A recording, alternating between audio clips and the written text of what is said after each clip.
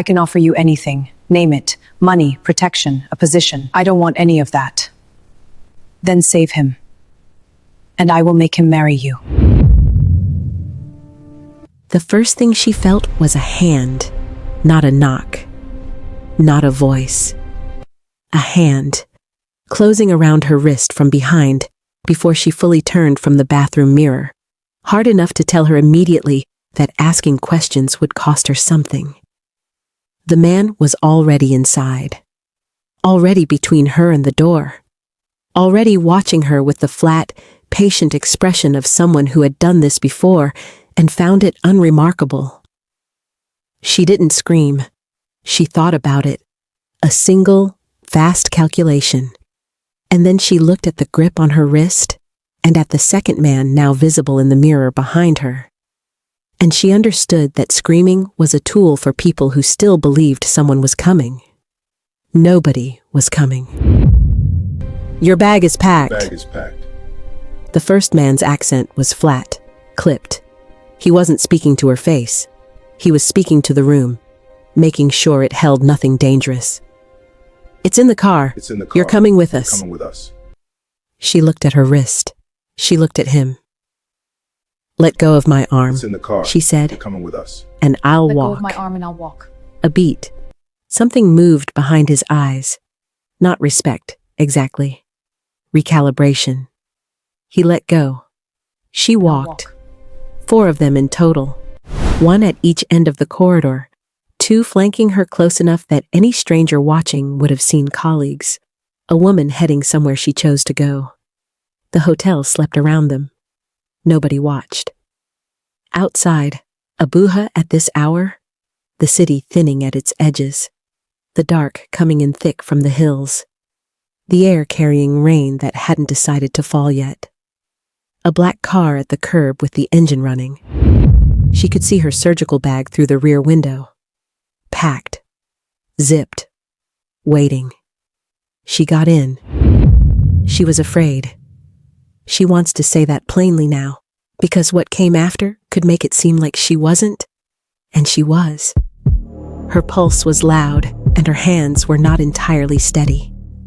Every part of her body was doing the arithmetic of a situation with no good exit. She breathed through it. She paid attention. 30 minutes. The city dissolving behind them. Hills swallowing the road. And then the gate, appearing out of the dark without a sign, without a number. 4 armed men waving the car through before it fully slowed. She counted the guards. Stopped when counting stopped helping. The car stopped. She stepped out into the rain. And that was when she saw the body. He was on the ground near the far wall of the courtyard. One of theirs, from the suit, from the radio still clipped to his jacket. And he was not moving in the particular way that meant he would never move again. 2 men stood over him in the posture of people waiting to be told what to do with a problem. Nobody was running. Nobody was raising their voice. The compound absorbed it the way a place absorbs things it has seen many times before. A hand touched her elbow, not gripping, guiding, and steered her past it and through a door. She kept her eyes forward. She filed it. Inside was the opposite of the courtyard in every way. High ceilings, fresh flowers. Lighting so precise and considered it felt like a decision. Someone thought about what a place of crisis should look like and decided it should be beautiful. No uniforms. Only men in dark suits moving with the trained quiet of people paid to notice everything and show nothing. She followed them down a corridor, through a door. The room beyond it was split by a glass partition, and through the glass, the man. She prepared herself for unconscious, for the clinical facts of a body at rest, monitors telling their story without interference. What she found instead stopped her mid-step. He was sitting upright, spine straight, jaw set, hands flat on his knees, as though someone suggested he lie down, and he decided that was a negotiation he wasn't entering. broad through the shoulders, tattooed from what the open collar of his shirt showed.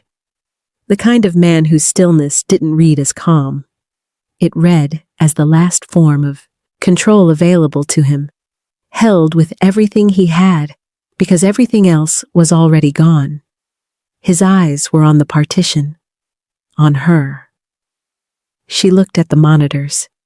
She looked at his breathing, too measured, each inhale a small private war with pain he was not going to lose in front of anyone watching.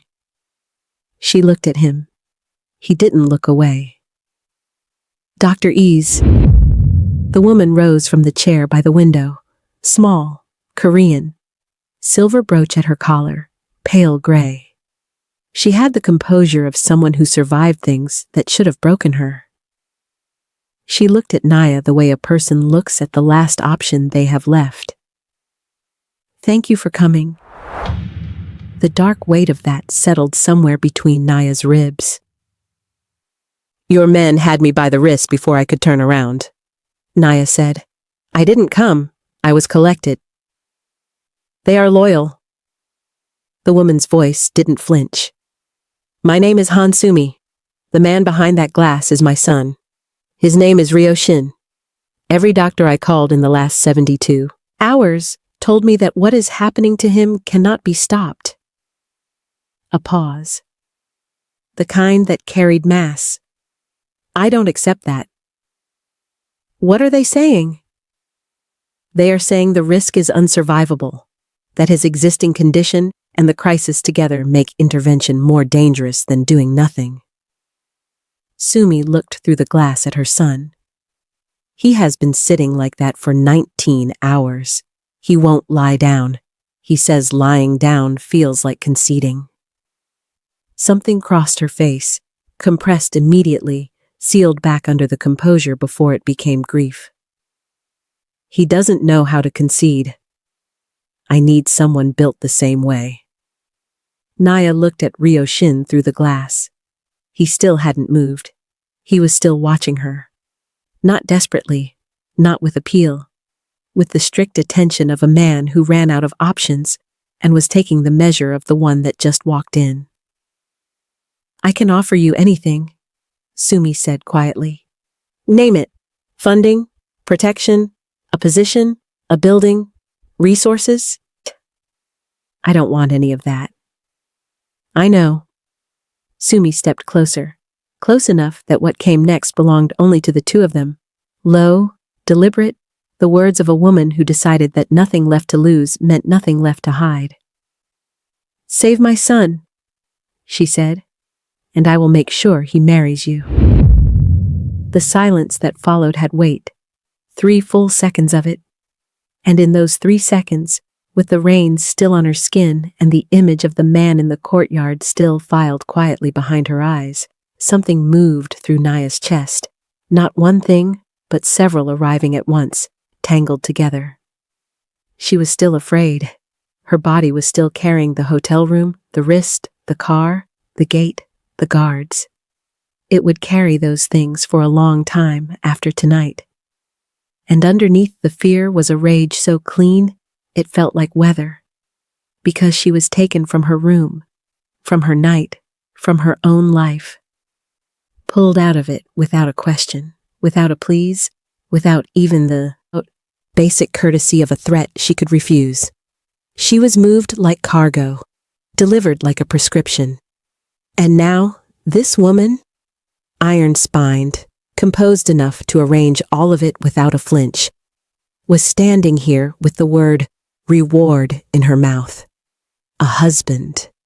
As though somewhere between medical school, the operating theater, difficult countries, long nights, and relentless work, Naya Ease had been quietly waiting for someone to finally find her worth assigning to a man. When she spoke, her voice was low, entirely steady, which she knew was worse than shouting. You sent a man into my room tonight, while I was alone. He put his hand on me before I could turn around, and he stood there and made sure I understood that the answer was already decided. She didn't look away from Sumi. I've been afraid since that moment. I'm still afraid right now, standing here in front of you. I want you to hear that. Actually hear it, before I say the rest. Soomi didn't move. Because what you just offered me did not land as a kindness. It landed as an insult, not a small one. Naya's jaw tightened. She made herself release it. You have everything.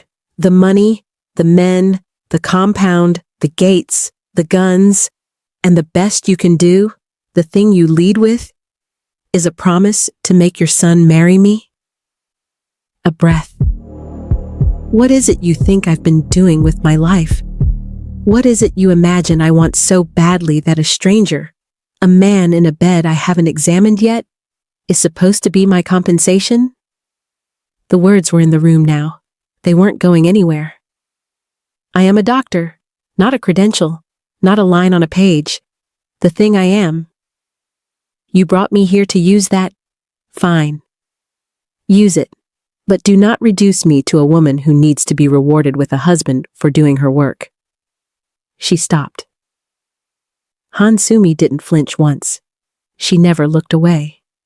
She stood in the full weight of every word without retreating a single inch. And then, slowly enough to mean it, she smiled. Not condescension, not victory. Something that looked almost like the exhale of a woman who had been waiting a very long time to be spoken to exactly like that. I know, she said quietly. I know, and that is precisely why you are the one standing in this room. I don't follow. You walked through my gate tonight. You saw what this place is. You saw what my family is. Soomi held her gaze. And you came in anyway, not because you weren't afraid, because you decided fear wasn't the point. A pause. In 30 years, I have not seen another woman do that. Naya looked at her for a long moment. Then she picked up her surgical bag. Take me to him, she said. Not because of your arrangement, not because of anything you're offering, because there is a man on the other side of that glass who is suffering, and I can help, and that is the only reason I have ever needed. Soomi nodded once, and in her eyes, just for a moment, before the composure sealed itself back, was something that looked exactly like relief, and something else beneath it, deeper and older, that Naya didn't have a name for yet. She would.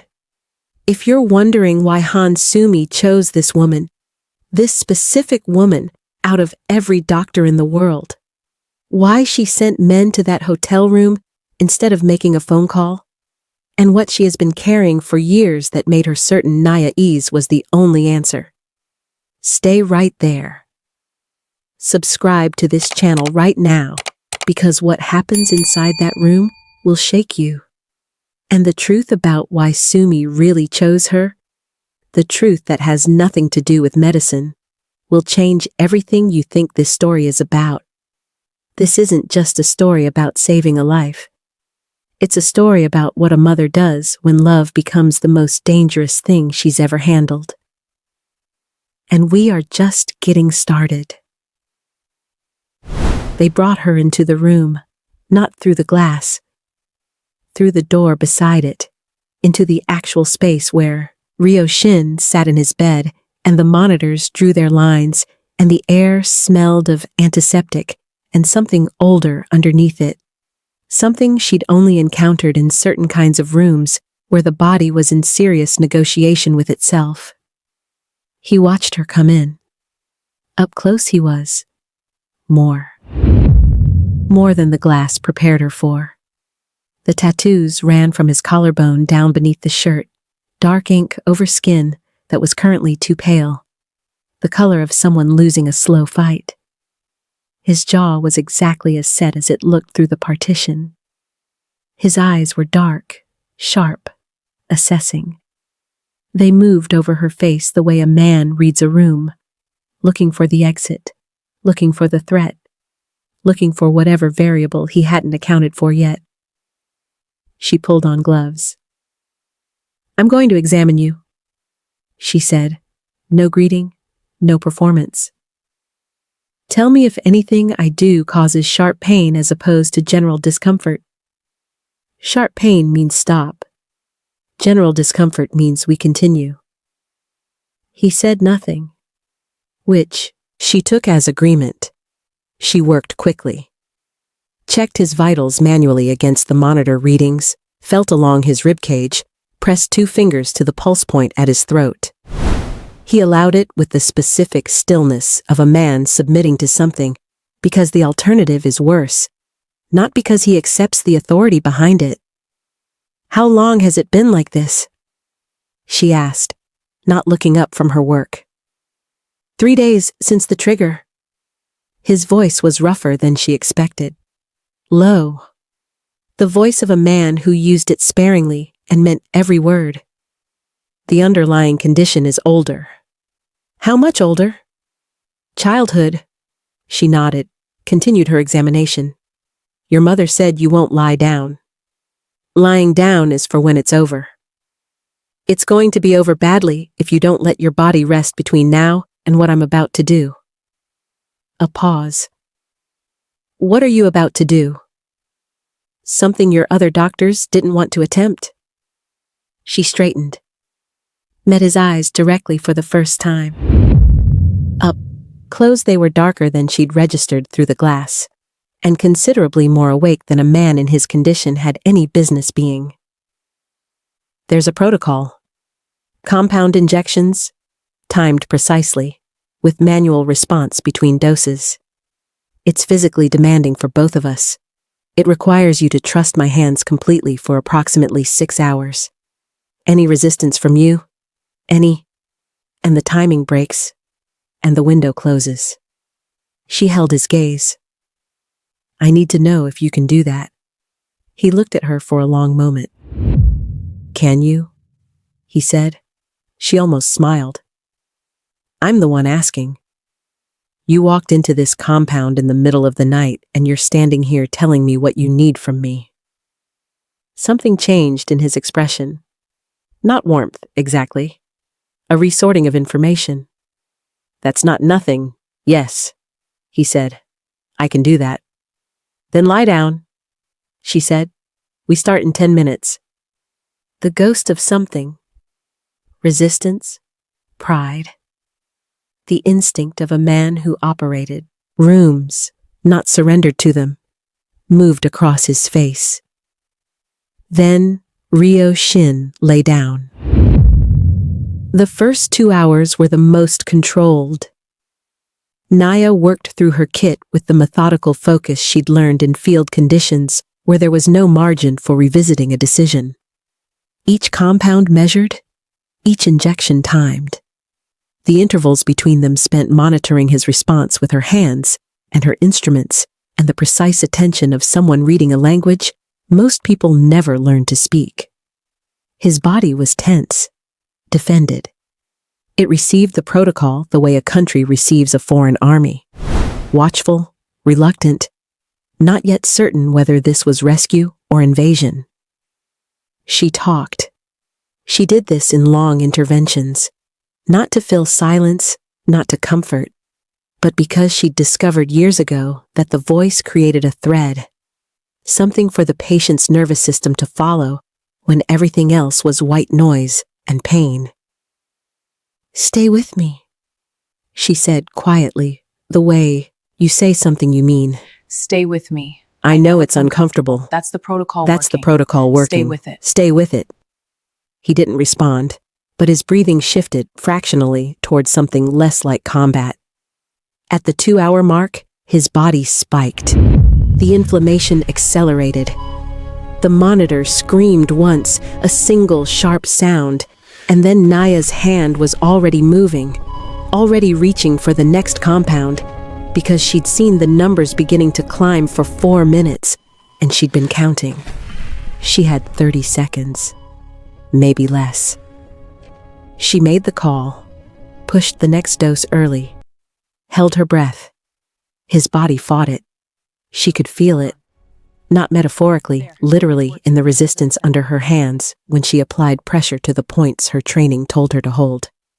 He made a sound. Low, involuntary, the sound of a man absorbing something he can't argue with. And then the numbers stopped climbing.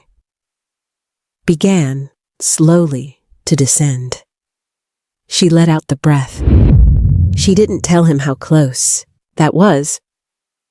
She filed it the way she filed the body in the courtyard, and she kept working. At hour 4, he lost consciousness. Not all at once, gradually, like a tide going out, awareness receding in stages. She watched it happen and adjusted, because an unconscious patient and a conscious one required different things from her hands, and because this was the phase she'd been most concerned about.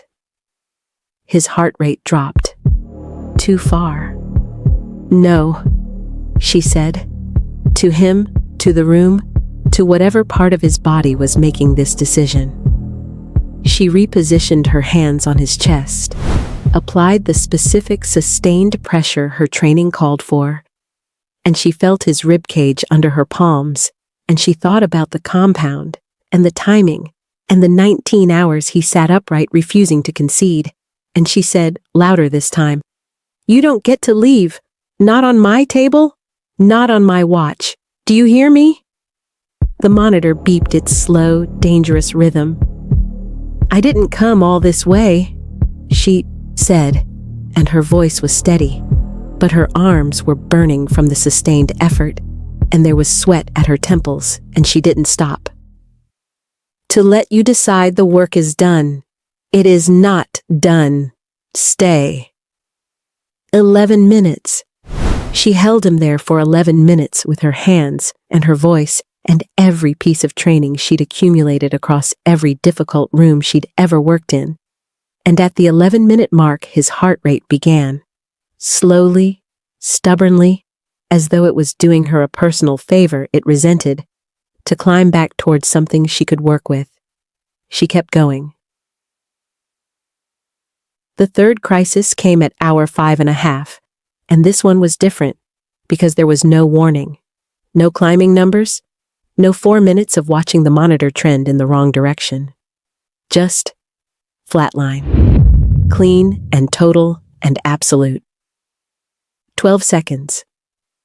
Later, she would think about those 12 seconds the way she thought about the worst rooms of her career.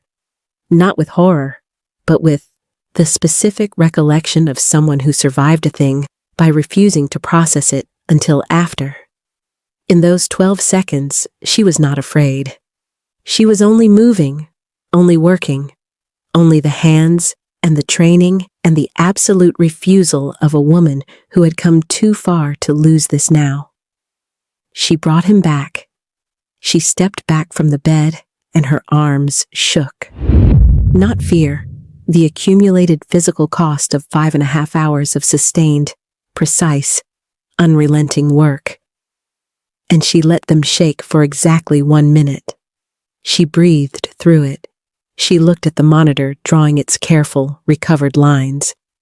Then she walked out to find Soomi. The older woman was in the corridor, perfectly straight, perfectly still. She had been there. Naya understood this without being told. For most of the 6 hours, sitting with the specific held-together quality of a person, maintaining composure through force of will alone, because collapsing was not something she permitted herself while the outcome was still uncertain. When Naya came through the door, Soomi stood. She read Naya's face. Something in her own cracked. Just at the edges, just at the corners of her eyes, the hairline fracture of a composure that had been under enormous pressure for a very long time. She walked forward. And then Han Soomi, matriarch, architect, the woman who sent men into hotel rooms in the middle of the night and arranged lives like a chess player arranging pieces, bowed. Not a small inclination of the head, a full, deep mother's bow, the kind that cost something. Naya stood very still. Then she reached out and took the older woman's hands and brought her back up. "He needs rest," Naya said. "Real rest. Hours of it, uninterrupted. She paused. So do you. Soomi looked at her for a moment, something in her eyes that Naya still didn't have a name for. Yes, Soomi said quietly. I imagine we both do. Stay right there, because when Ryo Shin wakes up, and he will, the first thing he does will not be gratitude. The first thing he does will tell you exactly who this man is. And what he does next changes everything between them. Don't go anywhere. He woke up with his mind already working. That was how it always was. Consciousness arriving not gradually, but all at once, like a system rebooting. His awareness of the room assembling itself in the first seconds. Ceiling, light, monitors, IV in his left arm, the specific ache of a body that fought something and won at a cost it was still calculating.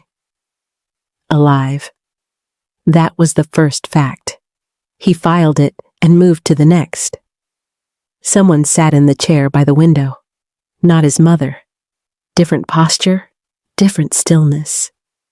The woman from last night, the doctor.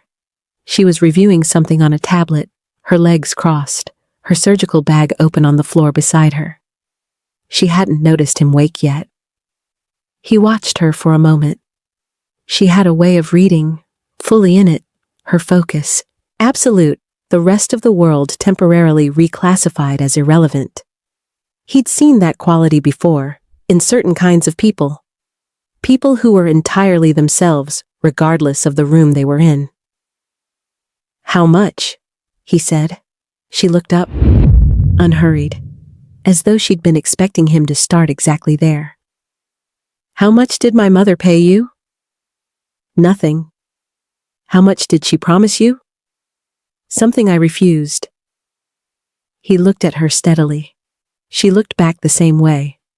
Not performing patience, just genuinely not intimidated, which was either very brave or very foolish, and he hadn't decided which yet.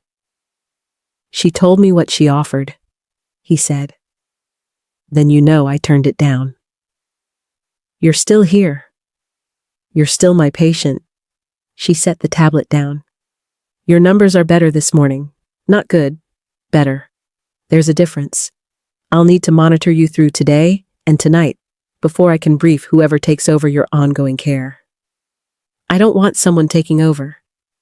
What you want and what your recovery requires are two separate conversations. Then why are you still here? He said, and it wasn't entirely a question. If you refused her offer? She was quiet for a beat. Because I don't leave patients mid-recovery. That's not a policy. It's who I am. He pressed his fingers carefully against his ribs. Not dramatic, just a quiet physical inventory. The ache was substantial but clean. No sharp edges. She'd done something right in that room last night. My mother told you to marry me, he said. Your mother told me she'd make certain you married me. There's a difference. A slight pause. I told her what I thought of that. I heard. She stilled. The rooms aren't soundproofed, he said, and I wasn't entirely unconscious when you arrived. He met her eyes. You were thorough. I was accurate. Yes. Something moved in his expression, not quite amusement, something adjacent to it, something that hadn't had much recent use. You were. He shifted against the pillow, winced fractionally, controlled it. I am not a transaction. You should know that. Neither am I. She picked up the tablet again. We agree on something. That's a start.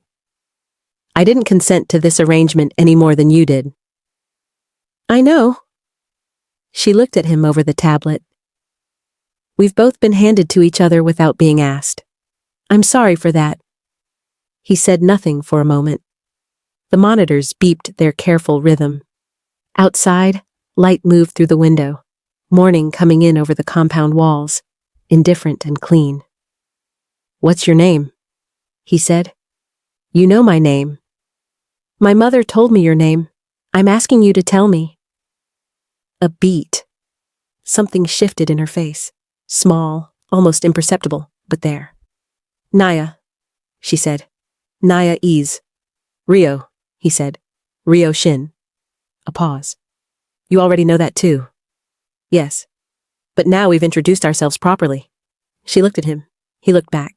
And in the space of that exchange, something moved between them. Not warmth. Not yet. Nothing that simple. More like two people recognizing that they were in an unusual situation and that the other person was, unexpectedly, someone worth being in an unusual situation with. Rest, she said, returning to her tablet. You'll feel more like yourself in a few hours. I already feel like myself. You feel like a version of yourself running on significantly reduced resources? Rest. He was quiet. Then, you talked to me last night during the intervention. She didn't look up. I talked to all my patients. You told me not to leave. Now she looked up. I was drifting in and out. I know what consciousness is during a crisis. But I heard you. He held her gaze. You said you didn't come all this way to let me decide the work was done. She was very still. You heard that? Yes. She looked at him for a moment, considered. Then she said simply, You were leaving. I could feel it. In the way your body was responding, the way a patient responds when they stop fighting. I've learned to recognize it. A beat. So I told you to stop. Did you know who I was? What I was? I knew you were my patient. She held his gaze. After a certain number of hours, that stops being clinical. It becomes personal. He said nothing for a while. The morning light moved. A bird somewhere outside the compound said something brief and then was quiet. Thank you, he said. It landed differently than she expected. Not performed, not obligatory, just precise. The way he spoke everything she was learning, with the specific weight of a man who didn't say things he didn't mean. You're welcome, she said. And she went back to her tablet, and he lay in the morning light, and for the first time in 19 hours, Rio Shin closed his eyes without it feeling like surrender. Don't go anywhere, because Han Soomi is not finished.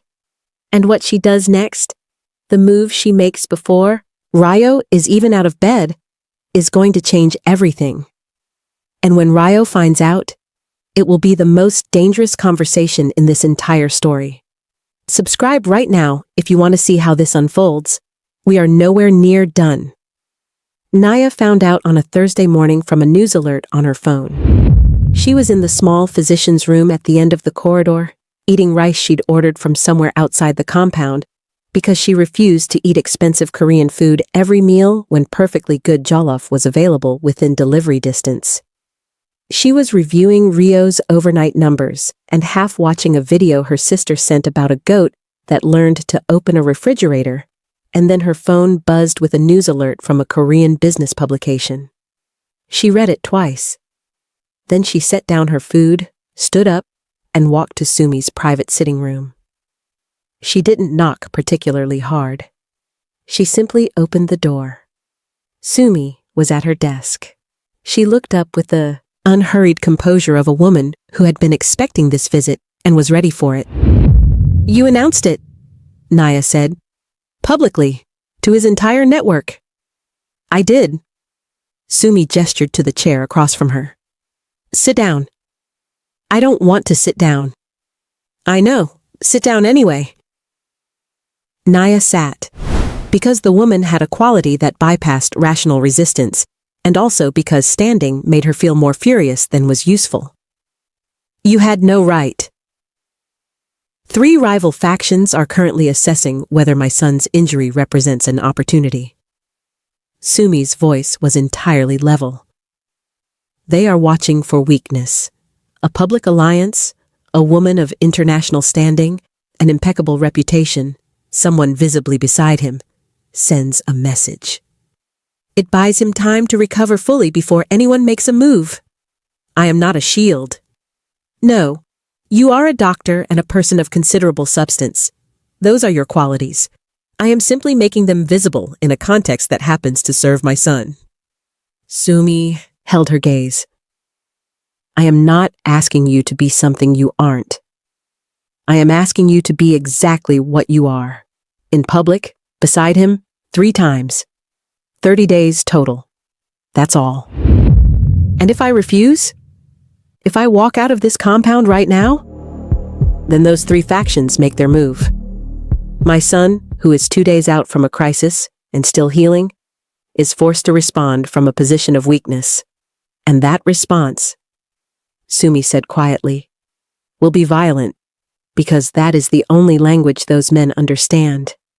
People will be hurt, possibly killed, because I failed to protect the window he needs to recover. She paused. I'm not holding you here against your will. I'm telling you the consequence of your choice. You are a woman who understands consequence. I think you deserve the truth about it. Naya looked at her for a long time. 30 days, she said. 3 public appearances, 1 per week. After that, the arrangement dissolves on whatever terms you choose. And Rio? Something moved in Sumi's eyes. My son will be informed. Before or after he finds out from the same alert I did? A pause. Before, marginally. That is not reassuring. No, Soomi agreed. It isn't. Naya stood. She walked to the window and looked out at the compound. The courtyard where someone cleaned the stones every morning. The gates, the walls, the specific architecture of a life built around the management of threat. She thought about the man 2 days out of a crisis who sat upright for 19 hours refusing to concede. She thought about 12 seconds of flatline and what it cost to bring someone back from that. Fine, she said without turning around. 30 days, 3 appearances. My terms stand. I don't perform what I don't feel. I am present. I am myself. Nothing more. That, Soomi said, is more than enough. Rio's reaction to the announcement was, if anything, quieter than Naya expected. She prepared for the fury. The controlled, pressurized kind she'd already seen in him. The kind that didn't explode, but compressed until it became more dangerous than an explosion. What she found when she appeared in his doorway that afternoon was something else.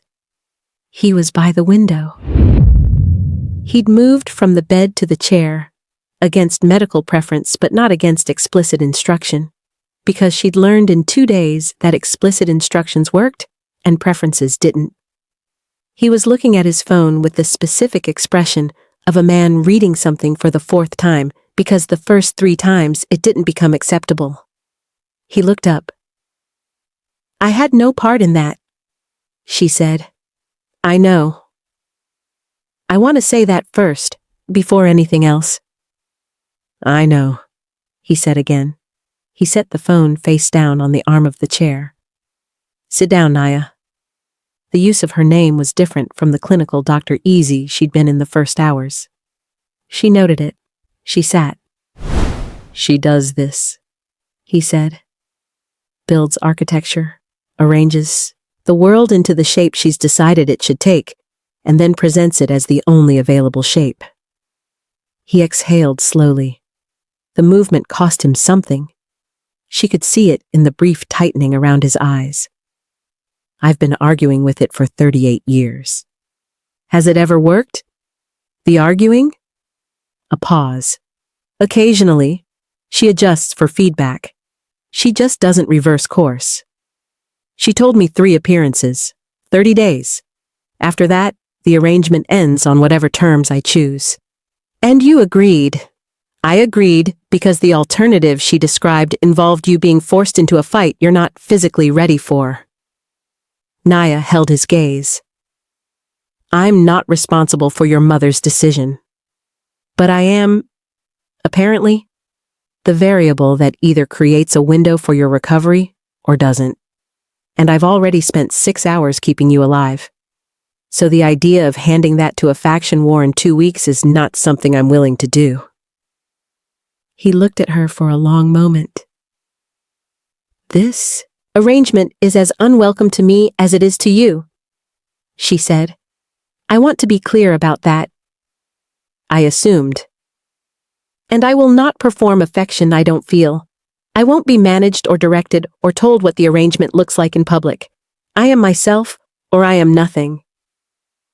Those, Rio said slowly, are exactly the terms I would have set. She looked at him. I don't want a woman beside me who is there because a deal was made, he said. I don't want performance. I've had enough of that from people who were supposed to be genuine. Something in his expression, a door, briefly visible, with something old and guarded behind it. He closed it. If we're doing this, we do it honestly. Whatever it is, whatever it isn't. No pretending. No pretending, she agreed. Then we understand each other. We understand each other. A pause. The afternoon light was different through his window than through hers. Warmer, she thought, though that might have been the direction. You should eat something, she said, standing. Real food. I had jollof rice this morning. I can find out if they'll source the ingredients. He blinked. For you, she said. Not for me. I already ate. You're offering to get me jollof rice. Your body needs fuel, and you've been eating clinic food for 3 days. That is a medical recommendation, not a kindness. The thing that wasn't quite amusement moved across his face again, closer to the surface this time. All right, he said. Medical recommendation accepted. She left. He watched the empty doorway for a moment after she was gone. Then, carefully, he reached for his phone. He typed a message to his mother. It contained 3 words. We need to talk. She replied in under 10 seconds. I know. Come when you're ready. He set the phone down, looked at the window, thought about the word ready and what it had meant to him at various points in his life and what it was beginning to mean now. The next 5 days had a texture. That was the only word for it. Not smooth.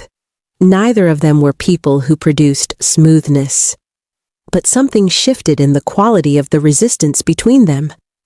It became less like 2 surfaces grinding against each other, and more like 2 surfaces learning the shape of each other. Where the edges were, where things fit. She checked his numbers every morning. He stopped making it adversarial. He started answering her clinical questions without the edge he'd carried in the first days. And she stopped anticipating the edge, which meant the mornings became something she realized she didn't dread.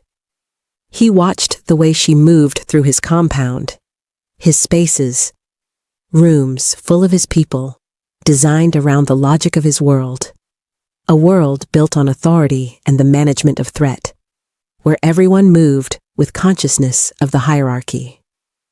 Naya moved through it the way water moves, not fighting the current, not performing confidence, simply going where she was, going as though the destination were already settled. He noticed it the way he noticed things he found genuinely unusual, with quiet, sustained attention. On the 3rd evening, 3 of his senior people came to brief him in his suite. They entered with suits and controlled urgency, and began with the assumption that the room's only relevant occupant was Rio.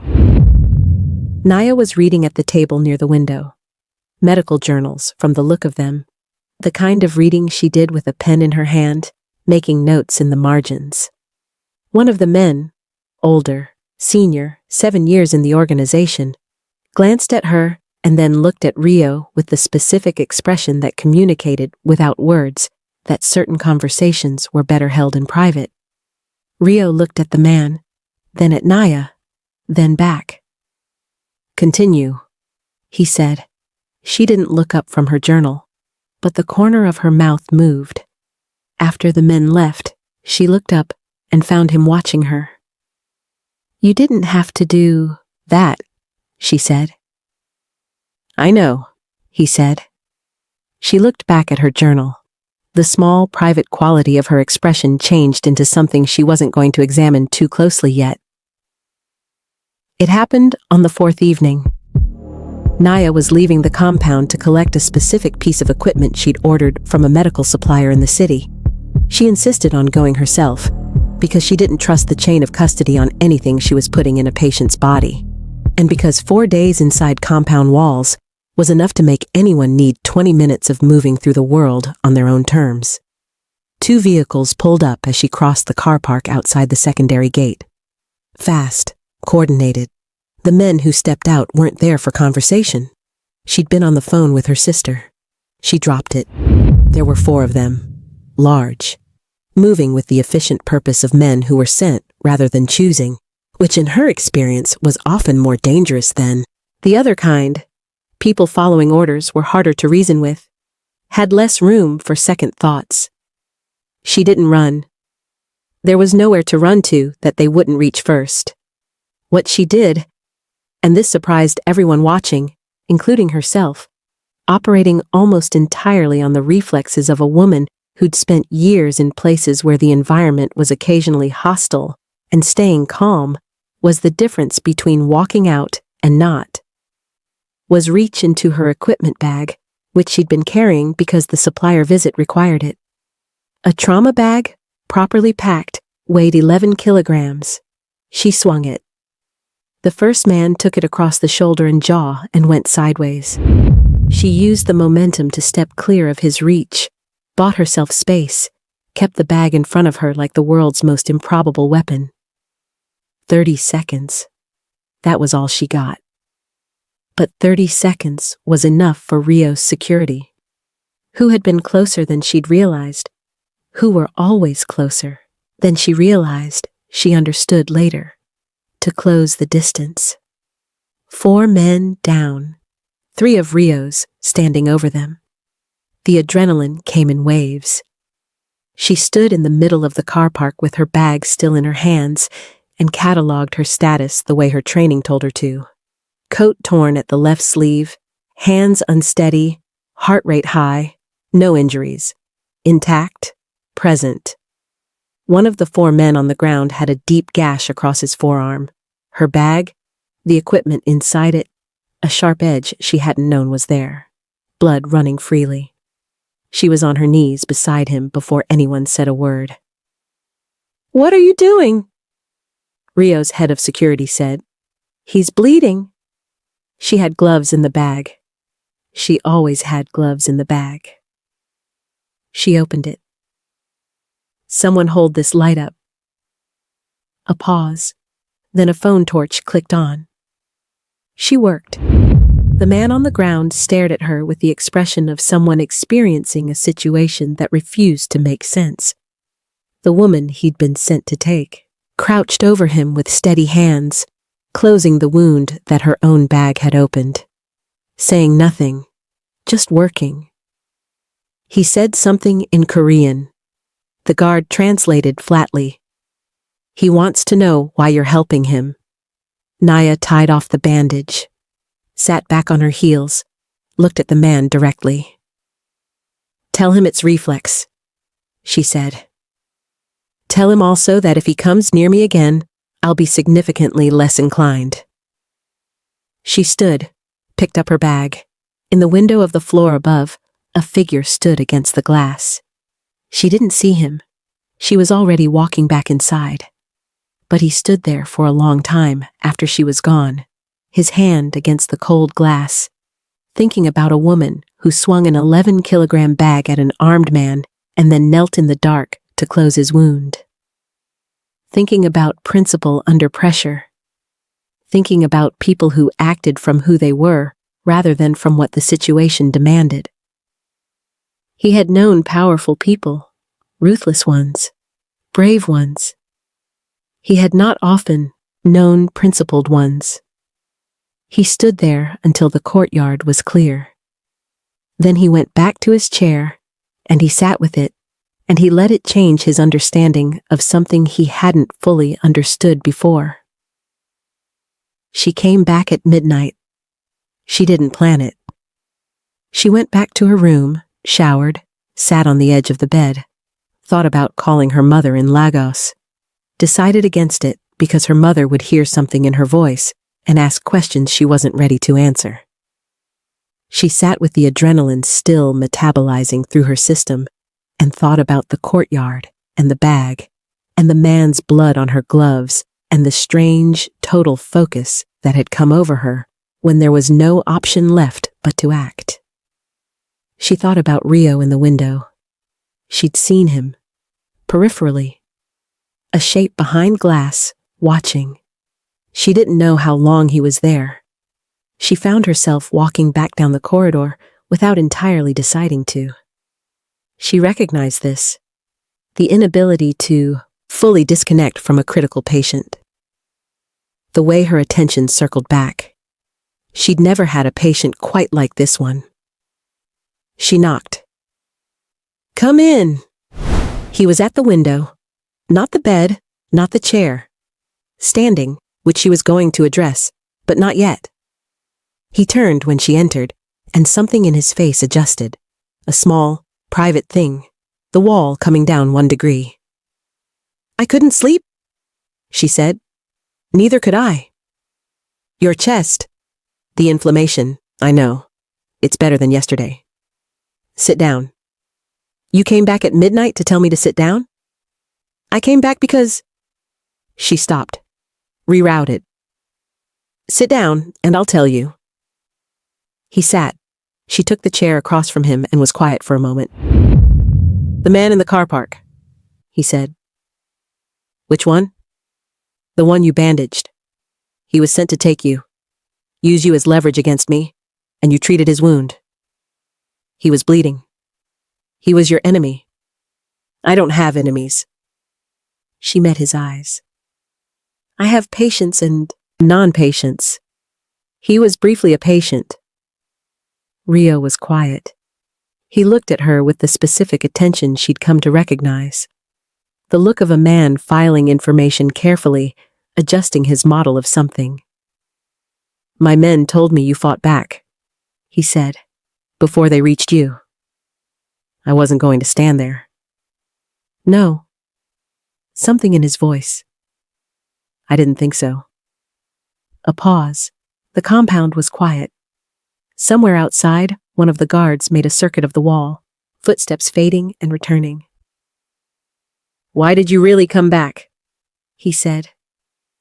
She looked at the window behind him, then at him.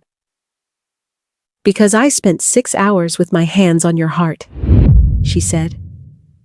"And then someone tried to use you to get to me, which means what happens to you is connected to what happens to me. Whether I agree to that or not." A pause. "I wanted to see that you were all right." He said nothing for a moment. "I watched you from the window," he said. "I know. The whole thing. I was called to it by the sound of the vehicles and I couldn't—" He stopped. Something in him, a controlled, disciplined man, ran up against the limit of what he could manage. "I couldn't do anything.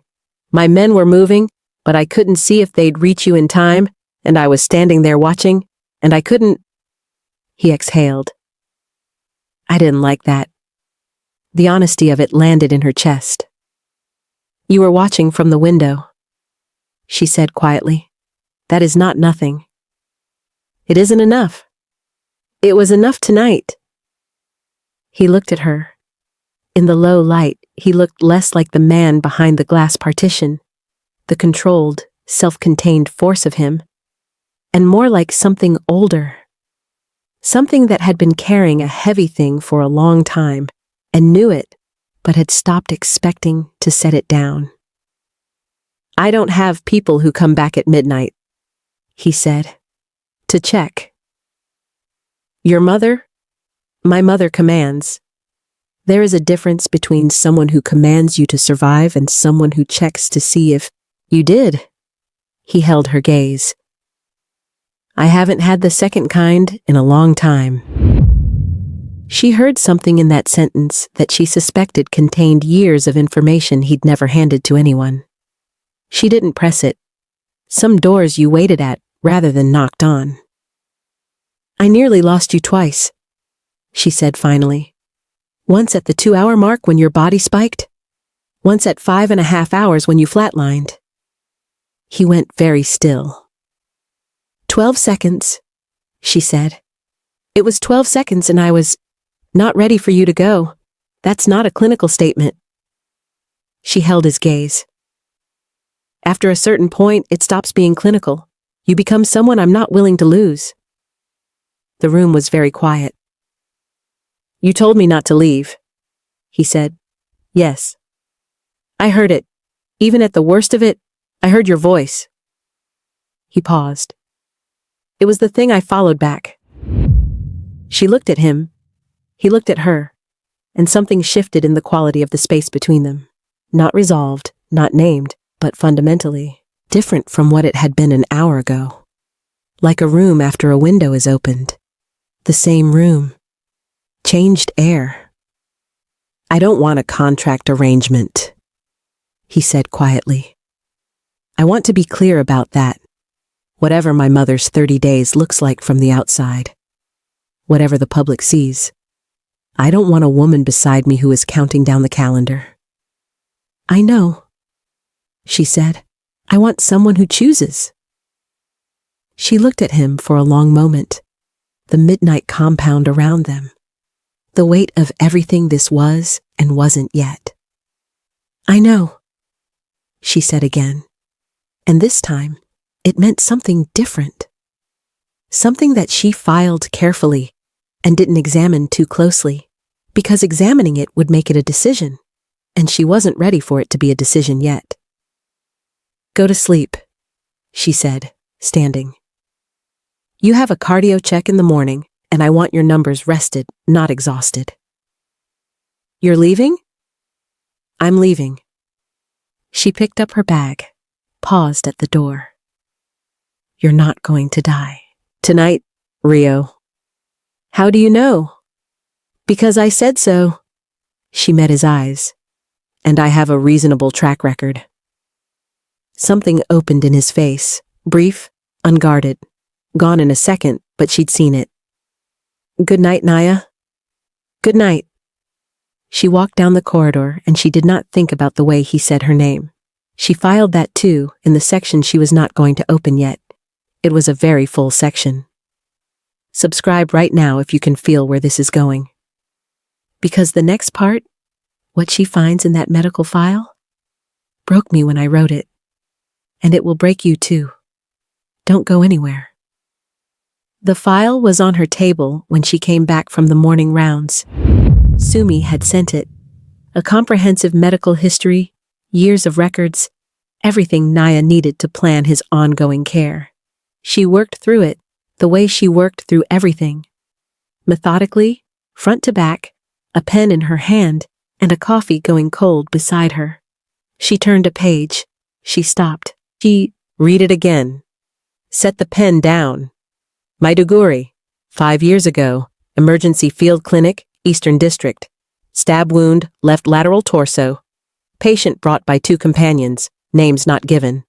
Attending physician, rotating international fellow. The room didn't move. She moved inside it.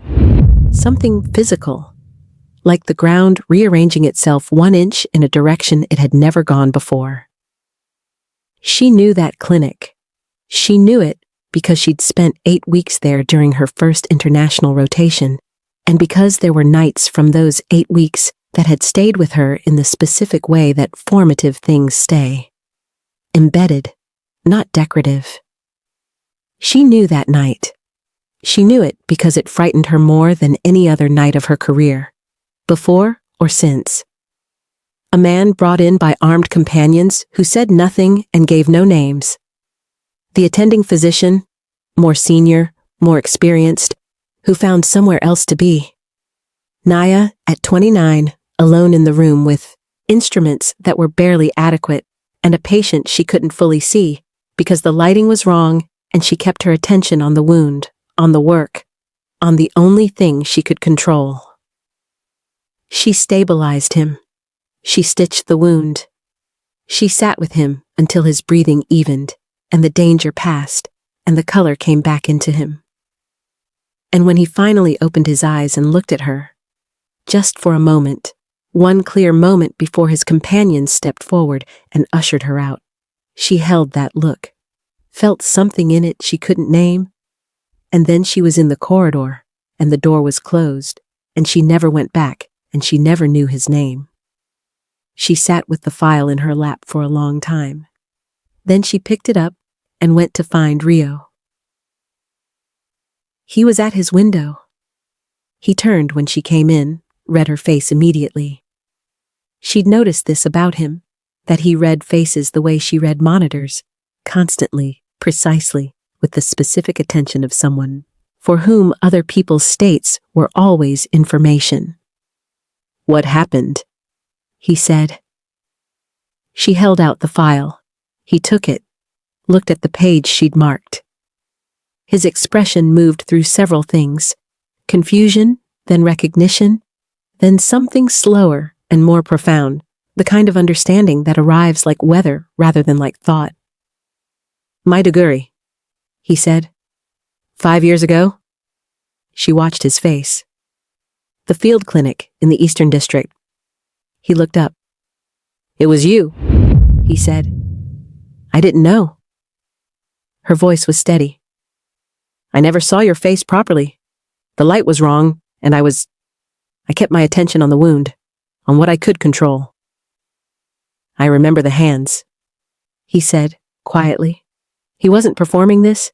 She could hear it, the specific quality of something being reported rather than constructed. "I was in and out. I remember the light being wrong. I remember small hands and someone saying something, almost the same thing." He stopped. "Fight," she said. Fight," he confirmed. The silence between them was not empty. It was full of something neither of them had a word for. "Your mother knew," Naya said. It wasn't a question. She'd already understood it on the walk from her room to his. The architecture of it assembling itself with a horrible, clarifying logic. "Yes," he said. He didn't sound surprised. He sounded like a man who just found the piece of a puzzle he'd been sitting with for years. "She would have found it. She finds everything. It's the thing she does, building information the way other people build furniture. Deliberately, patiently, piece by piece, until it holds weight. She looked for me. She would have spent years looking. She knew someone saved me that night. She knew it was a woman. She knew it was an international medical fellow. She would have pulled every record she could reach until she found a name.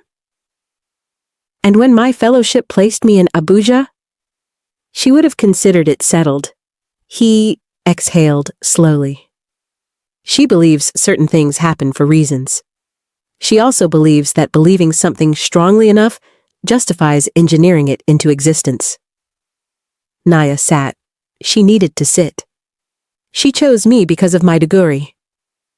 "She chose you because of Maiduguri," he said. "Not just because of your skill. Because you were already the woman who stayed once when you had every reason to leave.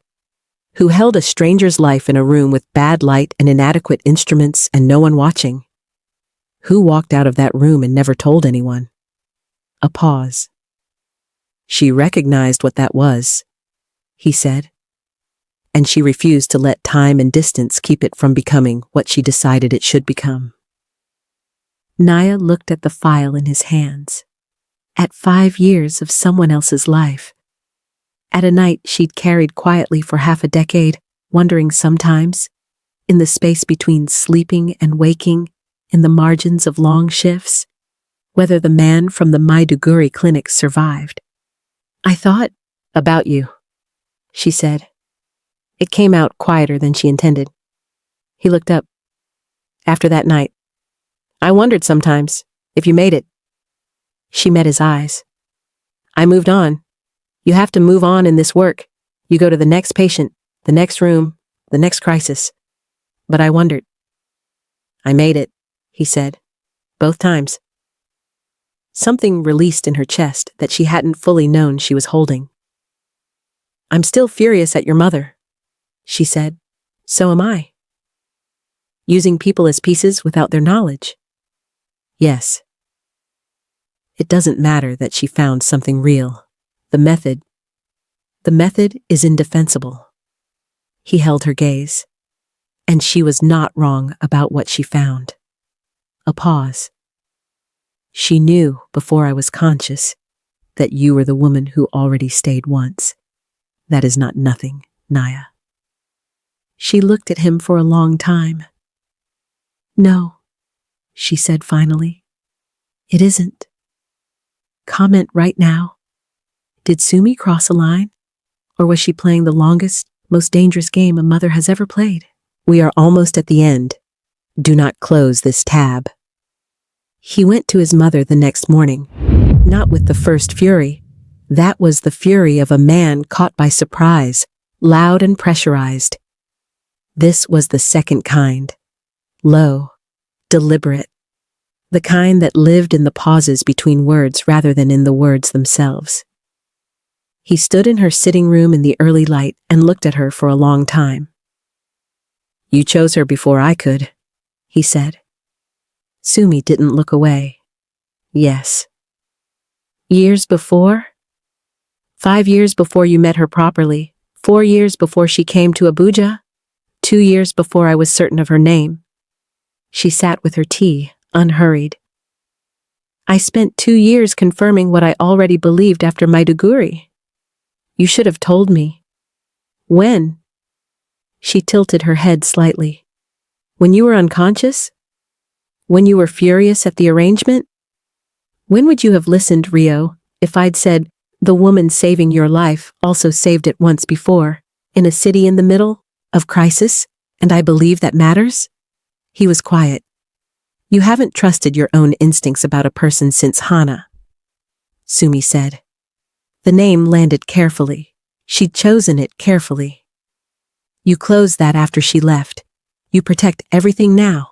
You assess instead of feel. You keep people at the exact distance required for function, and nothing beyond it. That's not... It is. She set down her tea and stood. She came to him and she touched his face with the specific authority of a woman who had loved a difficult person ferociously for 38 years. I did not create what is between you and that woman. I did not manufacture it. What I did was refuse to let pride and time and distance keep it from finding its shape. He looked at her. You could have been wrong. I know. She held his gaze. I was not. He stood with that for a moment. He thought about Naya in the car park with her bag swinging. Naya on her knees closing a wound she caused because the man was bleeding, and that was sufficient reason. Naya at midnight in his room, sitting with her hands folded and telling him plainly that she wasn't ready for him to go. He thought about Maiduguri, about a room with bad light and small hands and a voice that told him to fight when he was 29% sure he didn't want to. She's still furious at you, he said. I know. She will be for some time. She's right to be. Yes, Soomi said simply. She is. He looked at his mother, this woman who built architecture out of love and called it protection, who had spent 5 years tracking a stranger across 2 countries because she believed it mattered. He was still partly angry at her for this. He expected to be partly angry at her for this for a long time.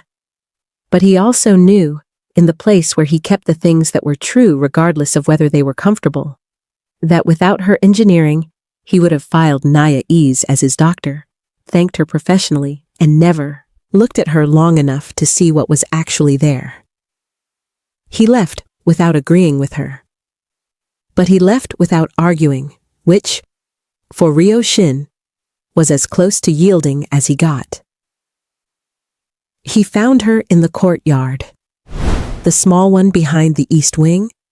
She'd discovered it on the second day and returned to it in the mornings, he knew, because it had a wall that caught the early sun, and she'd mentioned once, in passing, that she was a person who needed mornings to be still before the day required things from her. She was sitting on the low stone bench with her coffee in both hands and her face turned toward the light. Not her phone, not a chart. Just the morning. He sat down beside her. No security, no handlers, no one. She looked at him sideways. You should be inside. I've been inside for a week. You've been inside for 6 days post-crisis. There's a difference. The morning air won't kill me, Naya. The morning air combined with a body still recalibrating after. I spoke to my mother. She was quiet. She was right about most of it, he said, and I will never fully forgive her for the method. Me neither, Naya said. A pause. Somewhere beyond the compound walls, the city was beginning its day. Generators starting, traffic building. Abuja assembling itself into its morning shape. You stayed in Maiduguri, he said. She looked at her coffee. When you were 29 and the attending physician found somewhere else to be, and every rational instinct said this was not your problem. You stayed. You fixed what you could fix with what you had, and you walked out of that room, and you never told anyone. He paused. I have spent 5 years not knowing who that was, carrying something I couldn't name, a specific kind of debt with no face attached to it. Just the memory of hands and a voice in the dark. I didn't do anything extraordinary, she said. I did what a doctor does. You were 29 and frightened and alone in a room with armed men. He held her gaze. And you did what a doctor does. That is extraordinary. She looked at her coffee for a long moment. I thought about you, she said again quietly. The admission still cost something. More times than was strictly professional? I wondered if you lived. I lived, he said. Both times.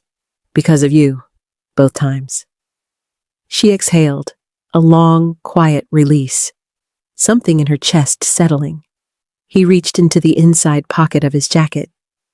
She looked at what he placed on the bench between them.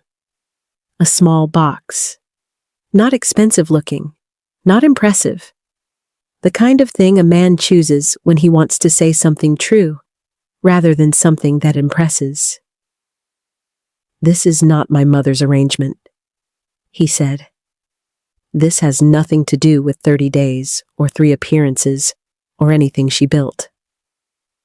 He turned to look at her properly, without the performance, without the controlled authority of a man who ran rooms. Just directly, the way she'd learned he was when he decided something mattered enough to be direct about. This is me. Without the organization, without the strategy, without any architecture but my own. She looked at the box, then at him. I know this is fast, he said.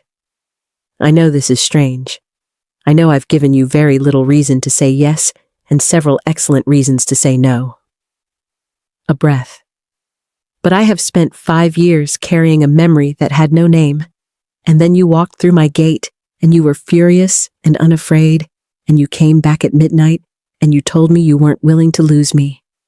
And it turns out I've been trying to find the name for the Maiduguri memory my whole life, and it was always going to be you.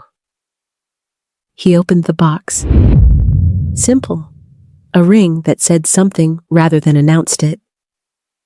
I don't want the deal my mother made, he said.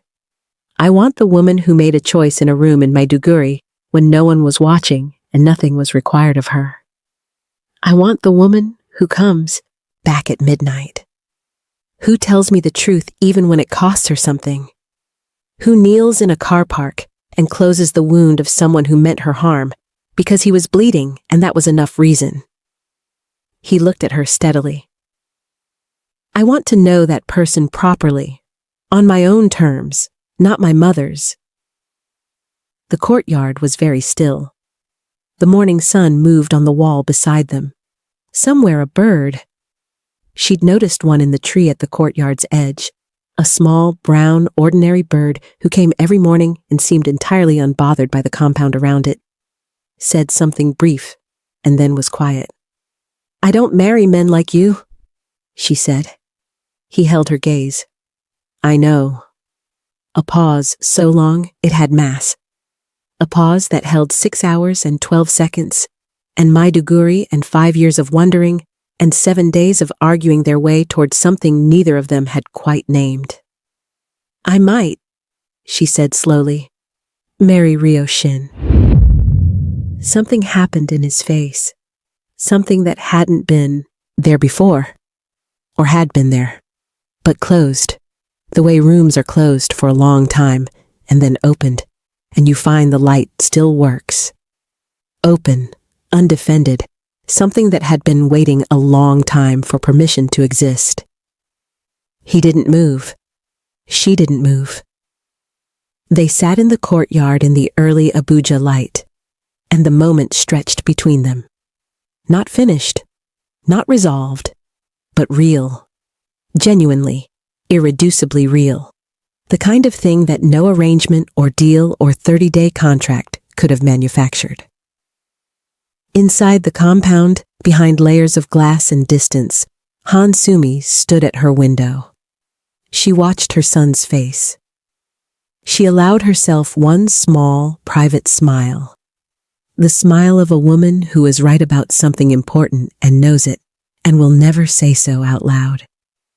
Then she turned from the window and went back to her desk. There was work to be done. There was always work to be done.